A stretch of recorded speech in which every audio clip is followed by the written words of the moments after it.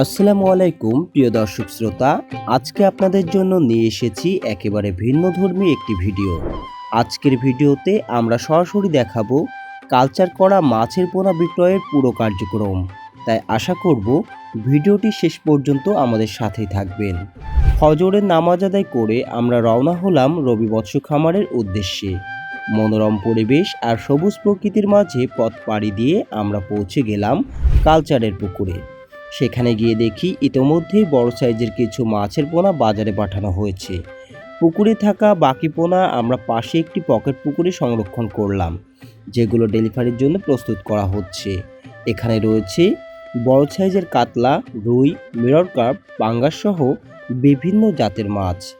এরপর আমরা রওনা দিলাম যশোরের বড় বাজারের মাছের আড়তের দিকে। ভোরবেলা পৌঁছে দেখি আড়তদাররা ইতিমধ্যেই পোনা বিক্রয়ের প্রস্তুতি নিচ্ছে। কিছুক্ষণ পরেই শুরু হলো নিলামের হাঁকডাক। আড়তের ম্যানেজার দাম ঘোষণা করছেন আর ক্রেতারা কিনে নিচ্ছেন তাদের পছন্দের মাছ। এবার চলুন দেখে নেওয়া যাক আজকের বাজার দর। প্রথমে উঠল উন্নত জাতের তেলাপিয়া মাছের পোনা। আজকের বাজারে এটি বিক্রয় হচ্ছে 7,000 টাকা মন দরে, যদিও অনেক সময় এর চেয়েও বেশি দাম পাওয়া যায়। এরপর নিলামে তোলা হলো উন্নত জাতের জিথিরি রুই মাছ। আজকে এই মাছের দাম উঠেছে 12,000 টাকা মন। রুই মাছ সাধারণত সবসময় ভালো বাজার মূল্য পাওয়া যায়, যদিও আজকের বাজার কিছুটা কম ছিল বলে অনেকেই মন্তব্য করছিলেন। তবুও আলহামদুলিল্লাহ দাম মোটামুটি ভালোই ছিল। এরপর তোলা হলো মৃগেল মাছের পোনা। এটি বিক্রয় হয়েছে 8,000 টাকা মন দরে। তারপর উঠল সিলভার কাপ। বড় সাইজের এই মাছগুলো দাম আজকে ছিল 6,000 টাকা মন। এরপর পাঙ্গাস মাছের পোনা নিলামে তোলা হয়, যা বিক্রি হয়েছে 7,000 টাকা মন দরে।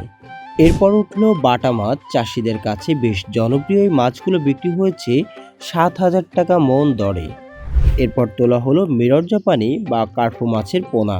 এগুলোর বাজার দর ছিল 7,000 টাকা মন। সারা বছরই এই মাছের ভালো চাহিদা থাকে। সবশেষে উঠল বড় সাইজের গ্রাস কাপ মাছ, যা আজকে বিক্রি হয়েছে 9,000 টাকা মন দরে। দর্শকবৃন্দ, আমরা আজকে আপনাদেরকে গড় বাজার দর দেখালাম, যাতে আপনারা একটি পরিষ্কার ধারণা পান। সবশেষে হিসাব নিকাশ করে আমরা ফিরে এলাম। প্রিয় চাষি ভাইয়েরা, মাছ চাষে লস নেই যদি আপনি সঠিকভাবে পরিকল্পনা করে যত্ন নিয়ে চাষ করতে পারেন।